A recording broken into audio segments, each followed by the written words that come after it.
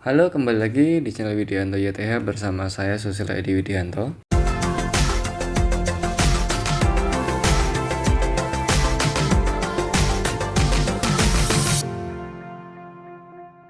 Ya, jadi pada video kali ini aku bakal sharing ataupun menjelaskan apa itu psikotes. Pengalaman mungkin ya, pengalaman dulu ketika psikotes masuk di pertambangan. Jadi kalau psikotes itu salah satu tahapan penerimaan karyawan untuk masuk di lingkungan kerja. Oh iya, jadi kalau dalam psikotes itu nggak ada istilah benar atau salah. Istilahnya adalah sesuai atau tidak sesuai atau tidak sesuai antara pelamar kerja karakternya dengan pekerjaan yang dibutuhkan gitu, atau lowongan yang dibutuhkan atau lowongan yang dicari. Ya, karena fungsi dari psikotes itu mengukur kekuatan psikis ataupun karakternya, bukan mengukur kualitas akademiknya. Jadi sebelum menghadapi psikotes harus belajar dulu psikotes itu apa aja sih nanti yang diteskan gitu ya. Nah, aku bakal sharing apa aja. Yang pertama adalah soal psikotes kemampuan verbal. Jadi psikotes ini tujuan mengetahui kemampuan dalam menghadapi situasi tertentu. Jadi soal psikotes kemampuan verbal ini berupa sinonim atau persamaan kata, antonim atau lawan kata, analogi dan korelasi makna. Jadi untuk psikotes verbal ini kurang lebih biasanya berisi 40 soal, berisi persamaan kata, antonim, terus kemudian analogi, sebab akibat, kayak gitulah. Biar ngerjainnya cepat atau lancar ya kita harus memperdalam banyak suku kata. Yang kedua adalah psikotes wartek.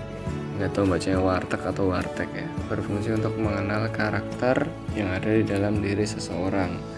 Nanti kita dikasih gambar beberapa gitu, ada beberapa kotak, ada objek di kotak itu, kita tinggal meneruskan gambar itu akan kita bentuk seperti apa, dan nanti di akhir dari mengerjakan ini ditanya, suruh mengurutkan mana gambar yang paling sulit, mana gambar yang paling gampang, kemudian diurutkan juga mana gambar yang paling disukai, mana yang gambar paling tidak disukai, diurutkan gitu. Yang selanjutnya adalah psikotes logika aritmatika. Jadi berupa urut-urutan angka yang memiliki pola, nanti kita disuruh melanjutkan angka selanjutnya gitu. Trik untuk mengerjakan psikotes ini adalah melihat dengan cermat pola angkanya yang bisa berupa pengelompokan loncat urutan maupun pengelompokan secara berurutan. Yang selanjutnya adalah psikotes logika deret gambar. Ini mirip sekali dengan logika aritmatika tadi, cuman ini dalam bentuk gambar. Kalau tadi dalam bentuk angka, yang sekarang dalam bentuk gambar. Cara mengerjakannya adalah berkonsentrasi tinggi agar dapat mengetahui pola gambarnya. Jangan sampai melewatkan detail sekecil apapun seperti penempatan titik atau perputaran dan warna. Nah, gambar ini bisa berupa 2 dimensi dan 3 dimensi. Jenis psikotes gambar ini berguna untuk mengukur kemampuan daya tangkap calon pegawai dalam memahami dan melaksanakan perintah, analisa masalah, dan kecepatan dalam mengambil keputusan. Psikotes yang selanjutnya ini pada saat aku mendaftar kerja sangat terkenal sekali karena menguras energi, yaitu tes koran atau Kraepelin. Cara mengerjakan psikotes ini cukuplah sederhana karena hanya perlu menjumlahkan deret angka secara urut dari atas ke bawah. Namun deret angka yang harus dijumlahkan ini sangat banyak sehingga membuat calon pekerja cukup kelelahan dan menguras konsentrasi. Pasalnya tujuan dari tes ini untuk melihat kecepatan, konsistensi, dan ketelitian seseorang. Oleh karena saat mengerjakan contoh soal psikotes, usahakan jangan sampai ada yang salah dalam jumlah dan tetap konsisten pada deret mana angka yang berhasil dijumlahkan di setiap barisnya agar terlihat sama. Cara mengerjakannya, jumlahkan tiap 2 angka ke bawah dan tulis hasil penjumlahan di sebelah kanan di tengah angka yang dijumlahkan. Nanti akan ada saat kita disuruh mencoret atau memberikan garis. Nah, itu kita harus memberikan garis sesuai dengan instruksi dari panitia. Yang selanjutnya adalah psikotes menggambar. Ini gambar biasanya gambar orang ataupun gambar pohon. Pada psikotes ini penguji akan meminta untuk menggambar pohon ataupun orang di kertas kosong.